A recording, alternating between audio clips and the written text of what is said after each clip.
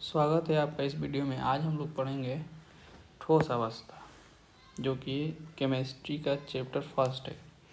तो ठोस के गुण क्या होते हैं? ये असंपीड होते हैं, ड्रिड होता है, यांत्रिक शक्ति इसका बहुत ज़्यादा होता है।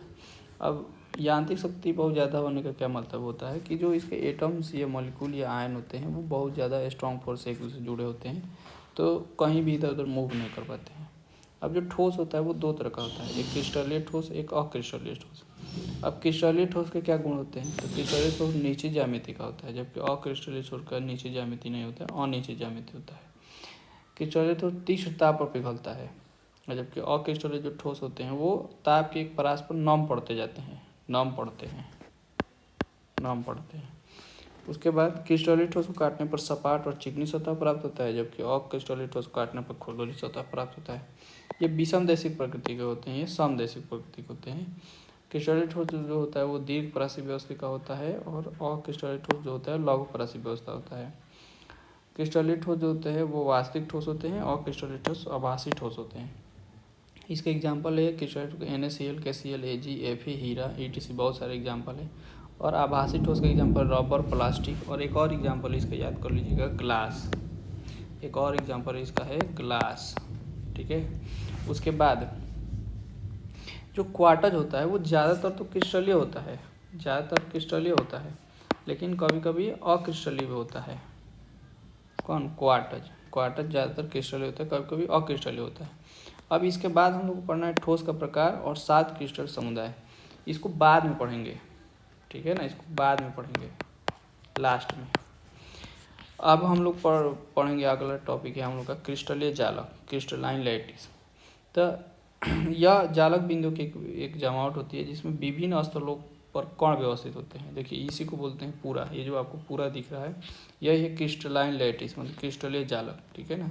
इसमें क्या होता है, इसमें जालक बिंदु है, यहाँ पर ये सब जालक बिंदु है, ठीक है ना। और यहाँ पर एटम्स मौजूद होते हैं, ये सब एटम्स है। और ये जो लाइन होता है, ये लाइन हम लोग खुद से बनाते हैं ताकि हम लोग को उसकी ज्योमेट्री या फिर जो उसकी ज्यामिति होता है उसका पता लग सके। अब इसी में क्या होता है, यूनिट सेल होता है। तो इसके कई नाम है, एकक कोष्ठ का, एकक सेल, इकाई कोष्ठ का या इकाई सेल, इंग्लिश में इसको यूनिट सेल ही बोलते हैं। तो किसी क्रिस्टलीय पदार्थ का वह लघुत्तम भाग जो क्रिस्टलीय ज्यामिति की व्याख्या करता है और बार बार दोहराने से क्रिस्टल का निर्माण हो जाता है। तो ये लघुत्तम मतलब होता है सबसे छोटा, ये लघुत्तम भाग मतलब कोष्ठ सबसे छोटा। तो ये क्रिस्टलीय जालक का ये सबसे छोटा वाला भाग है, जिसको बार बार दोहराने पर पूरा क्रिस्टल ही बन जाता है। देखिए ये जो क्यूब है इसको बार बार दोहराएंगे तो ये क्रिस्टलीय जालक बन जाएगा, ये क्रिस्टलीय लैटिस बन जाएगा। अब कुछ टर्म है जिसके बारे में हम लोग पढ़ना है। जैसे पहला टर्म एक होता है समन्वय संख्या, कोऑर्डिनेशन नंबर।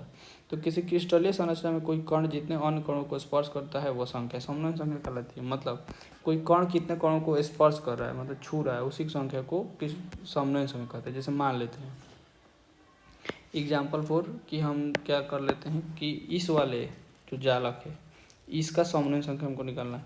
तो ये कितने अन्य कणों से स्पर्श करता है? तो देखिए एक इधर एक कण को स्पर्श कर रहा है, एक इधर, तो कितना हो गया 2, ठीक है। उसके बाद एक इधर ऊपर स्पर्श कर रहा है, एक नीचे स्पर्श कर रहा है, तो कितना हो गया 4, 2 इधर, 2 इधर, 4, ठीक है ना।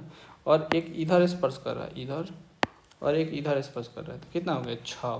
तो ये इसका क्या हो जाएगा, ये इसका ये जो जाएगा इसका समन्वय संख्या हो जाएगा। समन्वय संख्या मतलब कोऑर्डिनेशन नंबर, ठीक है ना। तो समन्वय संख्या ये होता है। उसके बाद एक होता है संकुलन दक्षता। संकुलन दक्षता क्या होता है, क्रिस्टलीय संरचना में परमाणु द्वारा घेरे गए आयतन तथा एकक कोशिका के आयतन के अनुपात को संकुलन दक्षता कहते हैं। मतलब परमाणु कितना घिरा हुआ है, वो जो क्रिस्टलीय जालक है उसमें परमाणु कितना घेरा हुआ है और बाटा वो जो क्रिस्टलीय है उसका कितना आयतन है, दोनों का अनुपात ही क्या कहलाता है, संकुलन दक्षता कहलाता है। परिभाषा कुछ ऐसा होता है। अब क्या है, जैसे परमाणु द्वारा घेरा, अब संकुलन दक्षता क्या है, परमाणु द्वारा घेरा गया आयतन बटा एकक कोशिका का आयतन, परमाणु द्वारा घेरा गया आयतन बता एकक कोशिका का आयतन। तो अभी जो है हम लोग को जो है संकुलन दक्षता का फॉर्मूला जो होता है वो ड्राइव करना है, ठीक है ना। तो पैकिंग इफिशियंसी माने संकुलन दक्षता को P से लिखते हैं पैकिंग इफिशियंसी। तो पैकिंग इफिशियंसी क्या हो जाएगा, तो परमाणु द्वारा घेरा गया आयतन, ठीक है ना, अब परमाणु जो होता है वो गोलाकार होता है। अब गोला का आयतन कितना होता है 4/3πr³, ठीक है ना।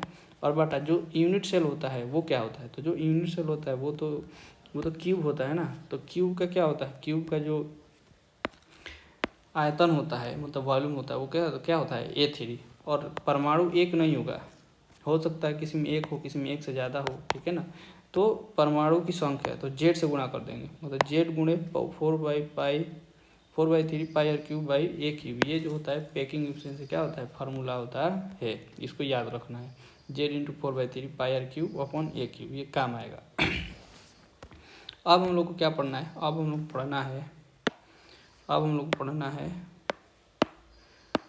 पढ़ना है एक क्यूब में क्या क्या होता है। तो एक क्यूब में देखिए क्या क्या होता है।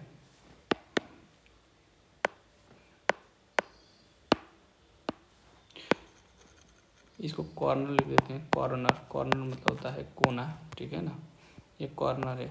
तो एक क्यूब में बताना है आपको, ठीक है ना, क्या क्या होता है। तो कॉर्नर मतलब कोनों की संख्या कितना होता है, तो बताइए कोना कितना होता है, एक क्यूब में कोना की संख्या कितना होता है। तो देखिए 1, ये 2, 3, 4, 5, 6, 7, 8। तो कोना की संख्या कितना होता है एक क्यूब में, तो कॉर्नर की संख्या होती है 8।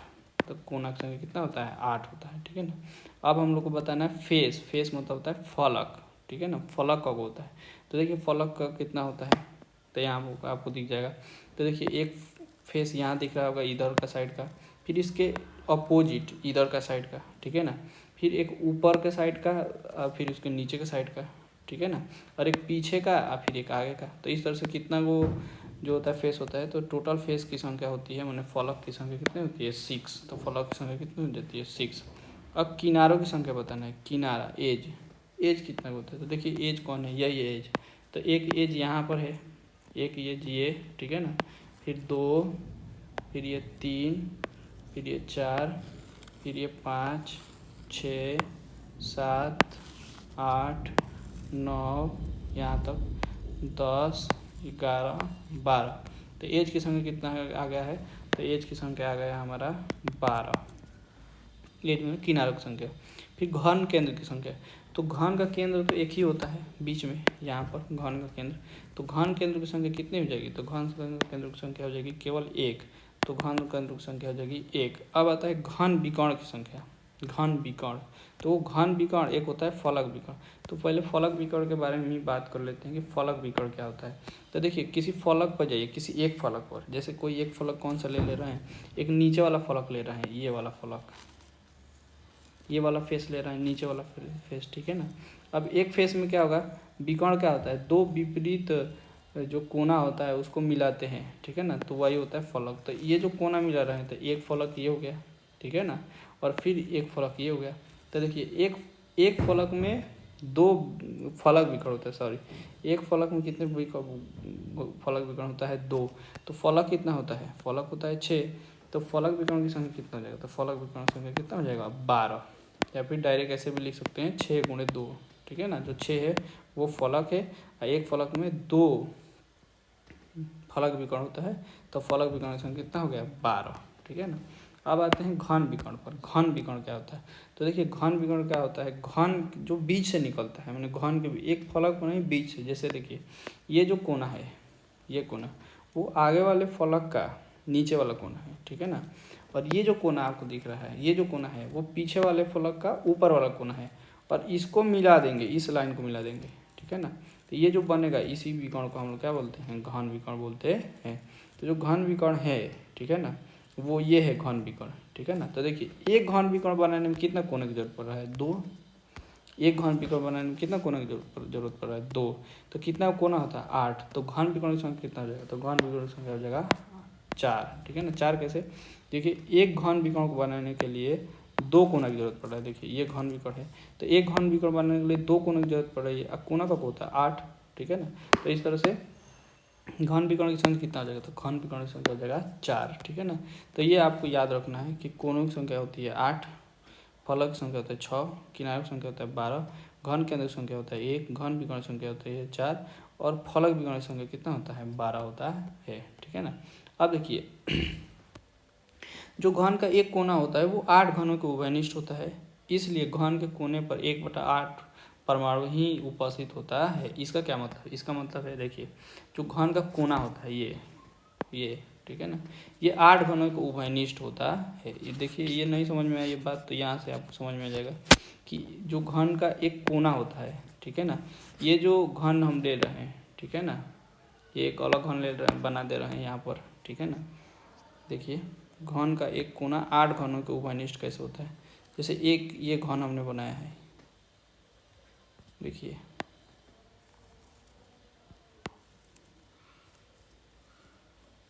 यहाँ पर एक घन हमने बनाया है, ठीक है ना। अब इस कोना जो देखते हैं, ये कोना कितने घन के उभयनिष्ठ है, कितने घन इससे जुड़े हुए हैं, ठीक है ना। तो देखिए, एक घन ये है इधर, ठीक है ना, एक घन यहाँ है, ठीक है ना, एक घन यहाँ है, फिर एक घन इधर पीछे है, आपको नज़र आ रहा होगा तो, ठीक है ना। एक घन यहाँ है, ये वाला अलग घन है, ठीक है ना, ये अलग घन है। तो देखिए नीचे कितना हो जा रहा है, नीचे 4 और ऊपर से 4, ठीक है ना। तो इस तरह से घन का एक कोना जो होता है वो कितने घनों को उभयनिष्ठ होता है, 8 घनों को उभयनिष्ठ होता है, ठीक है ना। तो वहाँ पर कोई परमाणु रहेगा, वहाँ पर कोई परमाणु रहेगा तो उसका 1/8वां भाग ही जो होता है एक घन में उपस्थित होता है। इस तरह से है ये। उसके बाद घन का जो एक फलक होता है, फलक, ठीक है ना, घन का जो एक फलक होता है वो कितने को उभयनिष्ठ होता है। तो घन का एक फलक 2 घनों को उभयनिष्ठ होता है। जैसे यहाँ पर देखेंगे आप, यहाँ पर जो एक फलक है, ये वाला फलक, ये वाला फलक, ठीक है ना, ये वाला फलक इस घन में भी है और इधर वाले घन में भी है, तो 2 घनों को उभयनिष्ठ है। और यहाँ पर कोई परमाणु रहेगा तो इस घन में भी रहेगा, इस घन में भी रहेगा, तो वो जो आधा आधा बांटा होगा, मतलब घन का जो ये घन का एक फलक होता है वो कितने को उभयनिष्ठ होता है, तो दो घनों को उभयनिष्ठ होता है। तो यहाँ पर हम लोग लिखेंगे कि घन का एक फलक जो होता है वो 2 घनों के उभयनिष्ठ होता है, और इसलिए फलक का जो परमाणु होता है वो 1/2 ही उपस्थित होता है। इसको नहीं समझ में आया तो ये समझिए कि मान लीजिए कि कोई रूम है, ठीक है ना, उस रूम में कोई दरवाज़ा है, ठीक है ना, और उस दरवाजे में आपको हम उस दरवाजे में ऐसे खड़ा कर दे रहे हैं जैसे कि आपका आधा हिस्सा रूम में हो, आधा हिस्सा रूम के बाहर हो। तो आप हम पूछेंगे कि आप रूम में कितना लोग हैं, अब ऐसा पूछेगा रूम में कितना लोग हैं, तो कितने लोग होंगे, एक लोग थोड़े ना होंगे, वो तो आधा लोग होंगे, क्योंकि आप तो आधा ही मौजूद है। इस तरह से उसी तरह से घन का जो एक किनारा होता है या भुजा होता है वो 4 घनों के उभयनिष्ठ होता है, 4 घनों के उभयनिष्ठ होता है। तो इसीलिए जो किनारे या भुजा पर जो परमाणु होता है उसका 1/4 भाग ही क्या होता है, एक घन में होता है। उसी तरह से जो घन का एक केंद्र होता है, केंद्र, ठीक है ना, वो किसी भी घन का उभयनिष्ठ नहीं होता है। इसलिए केंद्र का संपूर्ण परमाणु जो होता है वो क्या होता है, घन में उपस्थित होता है जब केंद्र पर रहता है वो। तो इसको अच्छा से लिख लीजिएगा और याद भी कर लीजिएगा। उसके बाद अब यहाँ पर आते हैं हम लोग, फलक विकर्ण और घन विकर्ण की लंबाई कितना होता है। हम लोग को क्या करना है, फलक विकर्ण और घन विकर्ण की लंबाई बताना है। तो देखिए, फलक विकर्ण की लंबाई, अगर भुजा की लंबाई ये है तो फलक विकर्ण की लंबाई कितना होता है, √2a होता है। कितना होता है, √2a। तो इसको कैलकुलेट करके चलिए सॉल्व करके निकालते हैं कि सच में आता है कि नहीं हमारा √2a, सच में आता है कि नहीं हमारा √2a। ये कैलकुलेट करेंगे हम लोग। तो इसको मिटा दे रहे हैं, ठीक है ना, ये मिटा दे रहे हैं, ठीक है ना। अब इसका ना ऐसे इस त्रिभुज में चल रहे हैं, देखिए पहले इस त्रिभुज में चल रहे हैं, इस त्रिभुज में चल रहे हैं, ठीक है ना। इसका नामकरण भी कर देते हैं कि जितना आपको त्रिभुज दिख रहा है उसका नामकरण कर देते हैं। इसका नाम ए लिख देते हैं, इसका नाम बी और इसका नाम सी अभी के लिए, ठीक है ना। अभी के लिए इसका नाम ABC रख दे रहे हैं। अब हम लोग चलेंगे त्रिभुज ABC में, ठीक है ना, ट्रायंगल ABC में। अब आप देखिएगा तो ये एक समकोण त्रिभुज बन जाएगा। क्यों, क्योंकि इसके बीच देखिए दिख तो नहीं रहा है, लेकिन इन दोनों के बीच ना जो कोण है वो 90 डिग्री है। वो 90 डिग्री दिख नहीं रहा है लेकिन है वो 90 डिग्री, आप ठीक से देखेंगे तो ये 90 डिग्री का एंगल है इन दोनों के बीच में, ठीक है ना, इसके बीच में और इसके बीच में। तो कौन सा यहाँ पर ले लेंगे हम लोग, तब यहाँ पर हम लोग ले सकते हैं समकोण त्रिभुज है तो हम लोग यहाँ पर ले सकते हैं पाइथागोरस प्रमेय, पाइथागोरस प्रमेय से। तो पाइथागोरस प्रमेय से हम लोग देख सकते हैं कि कर्ण का स्क्वायर बराबर लंब स्क्वायर प्लस आधार स्क्वायर। तो देखिए कर्ण क्या है, तो कर्ण यहाँ पर ये है कर्ण, ठीक है ना। तो कर्ण का स्क्वायर बराबर लंब स्क्वायर प्लस आधार स्क्वायर। तो कर्ण क्या, तो कर्ण है BC स्क्वायर बराबर, ठीक है ना। उसके बाद क्या हो जाएगा, BC स्क्वायर बराबर लंब स्क्वायर प्लस आधार स्क्वायर। तो मतलब AC स्क्वायर और प्लस यहाँ हो जाएगा AB स्क्वायर। तो BC के स्क्वायर तो BC स्क्वायर रखते हैं। AB जो होता है उसकी लंबाई A है, देखो भुजा ही तो है AB, और फिर जो AC और AC भुजा है और AB भी तो भुजा ही है, तो A स्क्वायर हो जाएगा। तो यहाँ BC स्क्वायर जो हो जाएगा वो हो जाएगा 2A स्क्वायर। तो BC बराबर क्या हो जाएगा, तो हो जाएगा √2A स्क्वायर। अब क्या होगा, BC का वैल्यू निकालेंगे तो देखो A तो A स्क्वायर में है, तो A हो जाएगा बाहर, तो BC कितना हो जाएगा √2A, ठीक है ना। तो यहाँ पर जो फलक विकर्ण है उसकी लंबाई कितना आता है, √2A। अब क्या कर रहे हैं, इसका नाम हम D कर दे रहे हैं, ठीक है ना। अब हम इसे, ये BC क्या है हम लोग का, तो जो BC है वो क्या है हम लोग का, फलक विकर्ण। तो याद रखिएगा फलक विकर्ण की जो लंबाई होता है वो कितना होता है, √2A होता है। अब हम लोग निकालेंगे घन विकर्ण। तो घन विकर्ण निकालने के लिए हमको इस त्रिभुज जाना पड़ेगा, त्रिभुज BCD में फिर से हम लोग लगाएंगे पाइथागोरस प्रमेय। और फिर यहाँ पर हम लोग जाएंगे लंब स्क्वायर प्लस आधार कर्ण स्क्वायर बराबर लंब स्क्वायर प्लस आधार स्क्वायर। तो कर्ण स्क्वायर, तो यहाँ पर कर्ण, फिर से कर्ण क्या है, तो आप ठीक देखेंगे तो यहाँ पर कर्ण है BD। तो BD का स्क्वायर बराबर क्या हो जाएगा, BC square plus DC square, ठीक है ना। अब जो हो जाएगा BD का स्क्वायर हमको निकालना है, BC कितना है, तो अभी हम लोग निकाले हैं BC √2A है और उसका होल स्क्वायर प्लस DC क्या है, तो DC A स्क्वायर है, ठीक है ना। अब √2A का स्क्वायर करेंगे तो 2A स्क्वायर हो जाएगा, A स्क्वायर ये रह जाएगा, ये हो जाएगा BD स्क्वायर। तो BD स्क्वायर क्या हो जाएगा, तो हो जाएगा 3A स्क्वायर। तो BD बराबर क्या हो जाएगा, BD बराबर तो √3A स्क्वायर। तो BD का वैल्यू आ जाएगा √3 और A स्क्वायर बाहर हो जाएगा तो √3A हो जाएगा, ठीक है ना। तो हम लोग का BD है क्या, तो आप ठीक से देखेंगे तो जो BD है वो घन विकर्ण है, घन विकर्ण। तो सीधा आप याद रखिए, आगे काम आएगा कि जो फलक विकर्ण होता है उसकी लंबाई कितना होता है, तो √2A होता है, √2A। जो घन विकर्ण होता है उसका लंबाई √3A होता है, ठीक है ना। अब हम लोग को पढ़ना है एकक कोष्ठिका। जो एकक कोष्ठिका है वो उसका वर्गीकरण, ठीक है ना। तो एकक कोष्ठिका होता है दो प्रकार का, एक मूल एकक कोष्ठिका सिंपल क्यूबिक यूनिट कहते हैं, एक केंद्रिक एकक कोष्ठिका। अब केंद्रिक एकक कोष्ठिका फिर से फेस FCC BCC ECC में बदला है। तो ये सब हम लोग अभी पढ़ेंगे इसके बारे में एक एक करके।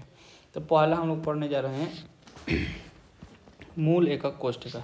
जो मूल एकक कोष्ठिका होता है, ठीक है ना, तो देखो क्या होता है, वैसी एकक कोष्ठिका जिसमें परमाणु केवल, यहाँ पर लिखा है केवल कहाँ पर उपस्थित, केवल कोने पर, यहाँ छूट गया है, केवल कोने पर उपस्थित होते हैं, ठीक है ना, वो SC कहलाता है। क्या कहलाता है, SC। देखो ये Q है, ठीक है ना, एक एकक कोष्ठिका है जिसमें परमाणु आप देखिएगा तो केवल कोना पर है, ठीक है ना। तो कोना का को होता है, कोना होता है 8 गो, ठीक है ना, और 8 कोने पर उपस्थित है, ठीक है ना, इस तरह से। तो देखिए केवल परमाणु जो होता है केवल और केवल कोना पर उपस्थित है, और 8 को कोना होता है, तो 8 को परमाणु है, 1 2 3 4 5 6 7 8, ठीक है ना। यही है सिंपल क्यूबिक यूनिट से। अब देखो जब इसको काटा जाएगा ऐसे तो आपको कुछ ऐसे नज़र आएगा ये, क्योंकि परमाणु जो होता है वो तो कोना पर है। तो यहाँ से अगर लाइन खींच रहे हैं हम लोग, यहाँ से लाइन अगर खींच रहे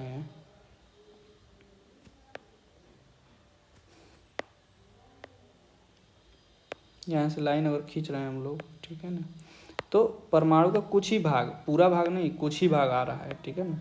तो उसी के बारे में चर्चा करना है। तो अब जो है हम लोग यहाँ इसका क्या कैलकुलेट करेंगे, हम लोग पहले इसका कैलकुलेट करेंगे कि एक जो यूनिट सेल है उसका परमाणु संख्या कितना होता है, परमाणु संख्या। और परमाणु संख्या को लिखा जाता है Z से, ठीक है ना।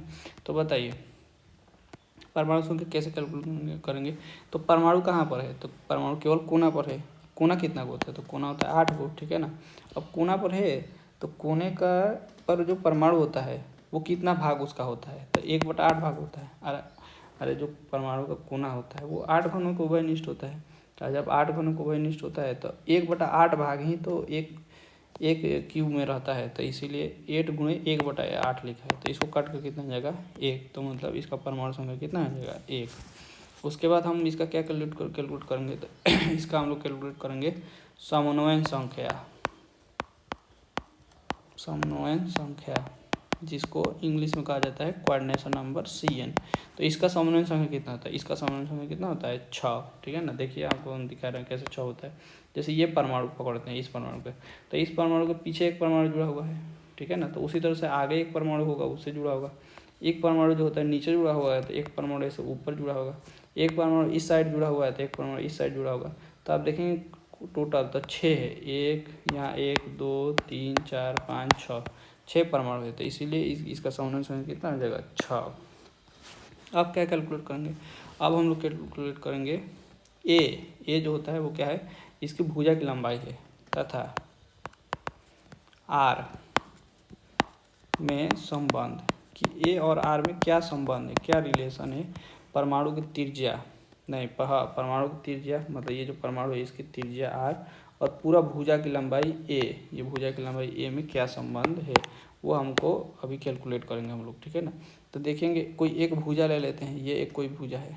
ठीक है ना, अब परमाणु ऐसा है, कुछ ऐसा है। ठीक है ना, इस तरह से है, ये थोड़ा बाहर हो गया पूरा, फिर से ले लेते हैं इसको।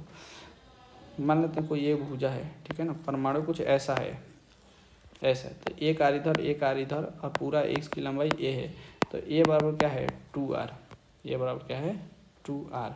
अब जो हमको क्या बताना है, अब हमको बताना है इसमें,